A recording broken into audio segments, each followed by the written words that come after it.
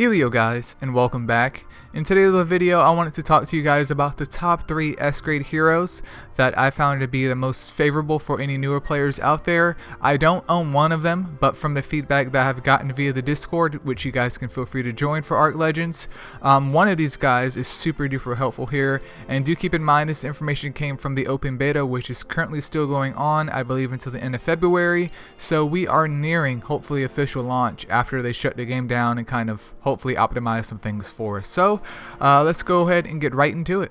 Alright, so I'm not going to rank these top 3 characters as like 1, 2, or 3 because it doesn't make any sense, because they're their own separate classes. So you could consider these guys top of their game for their class.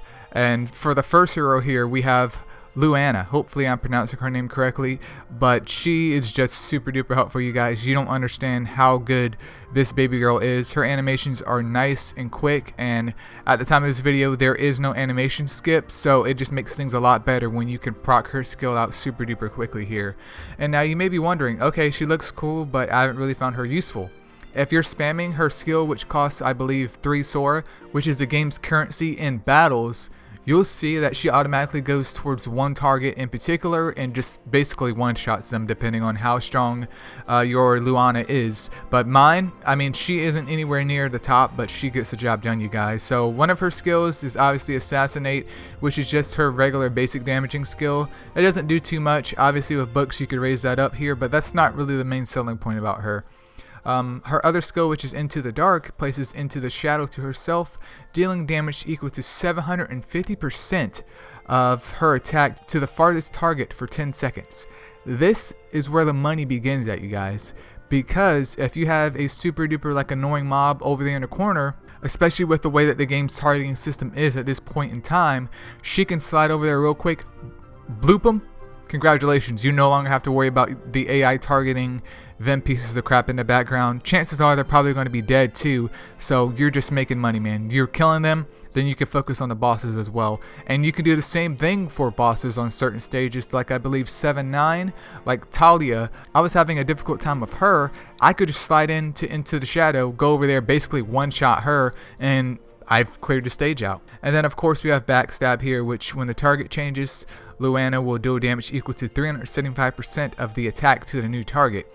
So this is where we get good in with the loop, you guys. So if we do the Into the Shadow move, she kills that target. Backstab will then activate, and we're already hitting that new target with some damage.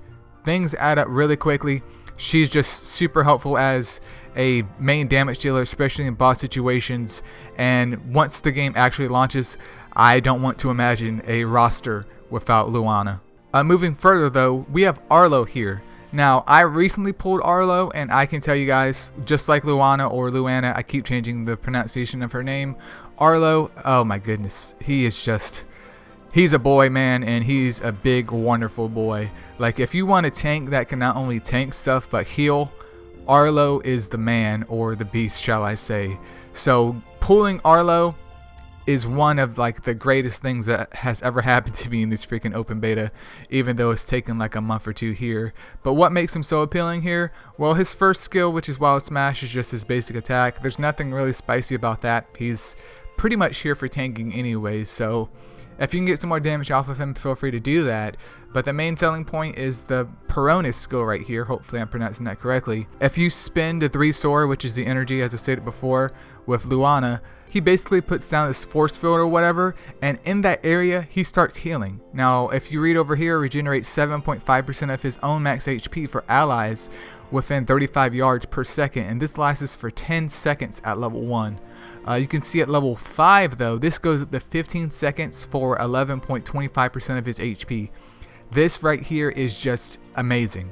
I'm not saying that you're not going to need healers for any content in this game here, but oh my goodness, is this skill amazing. Because not only can I tank stuff if he's like drawing in aggro because I have him at the front of the squad, but I can also heal myself and heal my damage dealers that are paired up right beside of him, just decking out the enemy.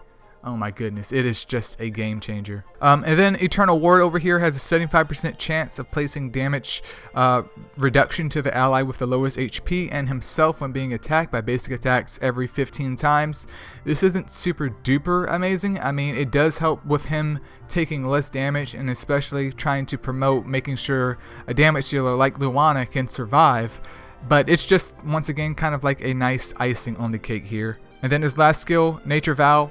Obviously, you can't go wrong here with having his HP potency or the HP healed from his Peronis skill be more potent. Like, you just literally can't go wrong with that. So getting Arlo #1 pulled and getting him built up, especially with other copies, which I understand can be difficult to get, is probably going to be one of my biggest priorities once the official game comes out. And then last but definitely not least here is going to be my boy Aiden. I don't have him, unfortunately. I wish I did, but with Aiden, there's just smiley face gaming going on. If you want a unit that can help you do damage in essentially everything in the game, your boy Aiden is the one that you want to have. So what makes Aiden appealing? Well, for his normal skill, Tech Driver, obviously it's just the DPS move, his basic attack move. There's nothing spicy there. Most of the units don't have anything spicy for their basic attack move. It's when we come over here to study theory. This is where things get just disgusting, you guys. So what study theory does is after you pop 2 of those swords, obviously you sacrifice them, it places an attack boost to 2 allies with the highest attack. And this lasts for 20 seconds, meaning they get a 50% attack boost for 20 seconds. So Lana, congratulations. She now has a 50% attack boost paired up with everything else, especially her skills as well. I mean, we're talking about all kinds of damage here. And for 20 seconds, I mean, that's just highway robbery right there. And then his move not only does that, but it also deals 500% damage and places cracked armor to a target. Now, cracked armor is something that you should be familiar with, especially with Alex as one of like the main characters of the game that you get as soon as you begin the game. But imagine having that buff placed, and not only that, but your attack being boosted as well.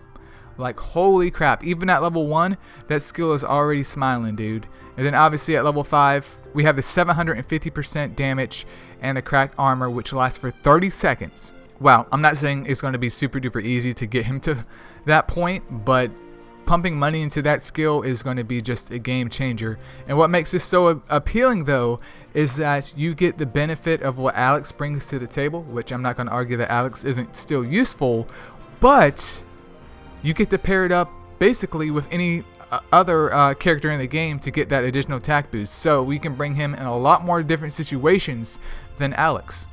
And then we have Updater here, which obviously just kind of is just insult to injury at this point. So not only do you get that boost in damage from his other move, or his main move with the cracked armor and the added damage buff, but we can also get a potential skill damage boost on top of that. Like, holy crap, dude. Holy crap. And once again, you could bring this in with any unit just to help shred and nuke stuff ASAP. And then ending it here, we do have Tech Growth as his passive skill, which all allies' active skill damage will be increased by 10%. And this is just base. Maxed out, it goes to 15%, but still, think about it. Every time that your character does their active skill, which is what you have to select when you're fighting, they get a 10% damage boost on top of that. Like, it's just bonkers, dude. Absolutely bonkers. And I unfortunately do not have Aiden. I would hope to have him, especially once the game launches. And there's different ways to get characters, so you guys have to stay tuned for that. But I figured I would share with you guys my experience of basically the top 3 heroes that you would want, especially once the game officially launches.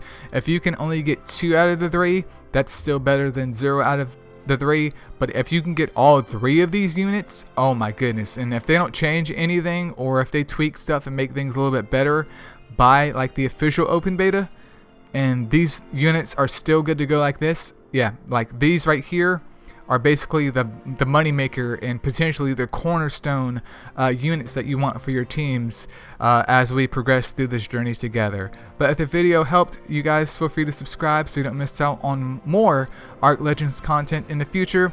I'm over there on the Discord hanging out. There's also the subreddit if you guys haven't checked that out.